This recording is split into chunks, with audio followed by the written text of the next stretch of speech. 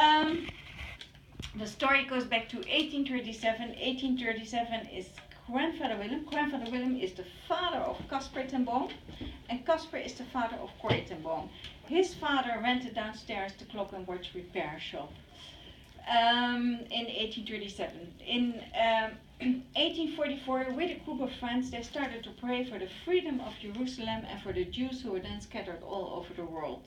Exactly 100 years later, in 1944, was the raid here in the house, and his son Casper was arrested, 4 grandchildren and 1 great-grandchild on suspecting of hiding Jews here.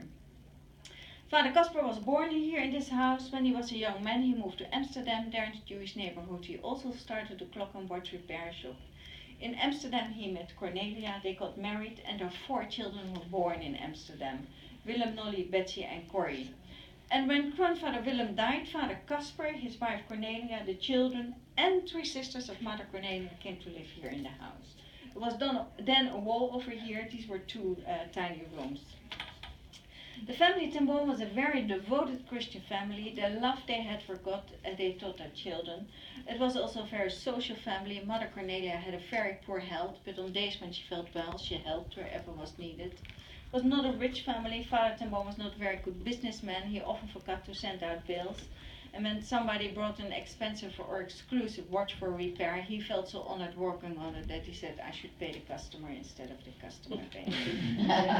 That's a little bit about him. When they moved here into the house with the 3 sisters of Mother Cornelia, one of the sisters was Tante Jans. Tante Jans was a widow and she had a tiny pension, and she rented this floor of the family. Tante Jans was a woman with a very strong personality. She loved God dearly. She worked a lot for the Lord. But the family also knew that she had a fear of dying.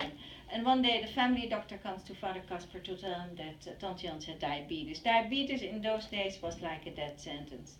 And the whole family here came here to her quarters to bring her the bad news. And when she heard that, Tante Jans started to cry, but she opened her hands and she said, thank you, Jesus. Thank you that I can come before you empty-handed. Thank you for the work you did for us on the cross. And thank you, with that knowledge I may live, but I can also die. It is in the following years, it is brother Willem who gets ordained as a minister. The same year he marries, he leaves the house. Sister Nolly gets married, she leaves the house. Betsy had a poor health like her mother and had decided not to marry. And Corrie had once been very much in love with a fellow student of Willem, and the love had been mutual, but the family of that student didn't think the family ten Boom was good enough for them, and he left her with a broken heart and she never got married.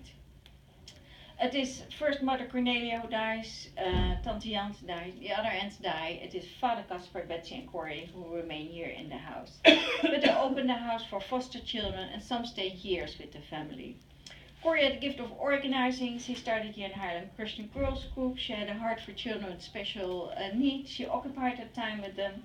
She taught them Bible lessons. In 1924 she goes to Switzerland. When she comes back after a while, she is the first Dutch female certified watchmaker. In those days, very rare, very special. Brother Willem gets in 1927 an invitation by the Society of Israel to study a year in Leipzig, Germany.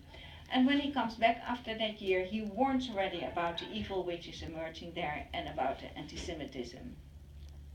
When he comes back after that year, he and his wife buy a big house in the center of Holland, which was supposed to be like a care home. But in 1933, Hitler comes to power, and the first German Jews flee Germany, and some find refuge in the big house of Corrie's brother Willem and his wife. They hope Holland was neutral during the First World War, that if there is to come a Second World War, that Holland will stay neutral again. But that is not the case, because in 1940, the Nazis occupy Holland. And because Willem, Corrie's brother and sister-in-law, had already Jewish refugees in the house, they were from the beginning involved with the resistance. This house became involved with the resistance 2 years later, in 1942, and that was because of Corrie. She started to work for them. And from 1942 until 1944, around 800 people passed this house. In the beginning, this was more a transit house. The resistance who brought Jewish families here, maybe for a night, maybe for a few nights. The Jewish families had to wait here for papers, a new identity. The resistance who picked them up here as well to bring them to other safe places. But at a certain point, there were 4 Jews who stayed permanently here in the house. And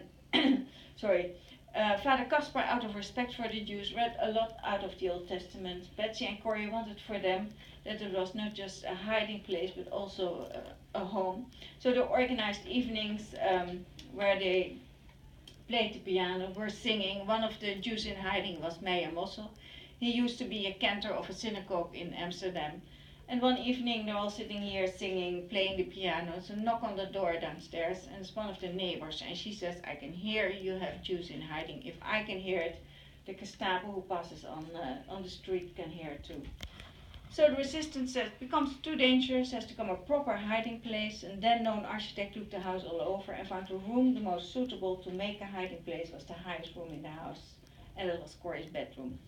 They made a false wall there. At the time there was a young resistant man in the house, and he made an alarm system all through the house. But then they had to practice the moment the alarm bell went off from wherever they were in the house to go into the hiding place. And that really took a long time, because you have to take in mind, were they at the dinner table, they had to take their plates, their cutlery with them. Were they sleeping upstairs, they had to take their bed linens with them. They found out after a lot of practice that if they did it in 70 seconds from wherever they were in the house, it was safe. And then it is today, it is 28th of February 1944. It is a Monday. Every Monday Willem was here for Bible study. Father Caspar is here, Betsy is here, Nolly is here with one of her sons. That day Corey is sick, she has high fever, she's in bed. The bell rings in the shop, Betsy goes to the shop, and there's a man. He says, I'm all the way from Ermelo, it's a few hours from here. I would like to speak with Corey. Betsy says not possible, she didn't trust him, she tried to send him away, but he was very persistent. So she goes to Corey's bedroom, tells this to Corey.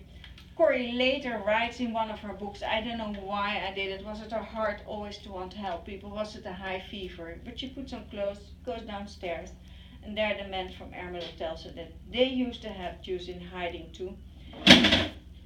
They were betrayed and arrested, and with them his wife was arrested. And somebody had told him if he paid 600 guilders, which was a huge amount in those days, he could buy his wife free.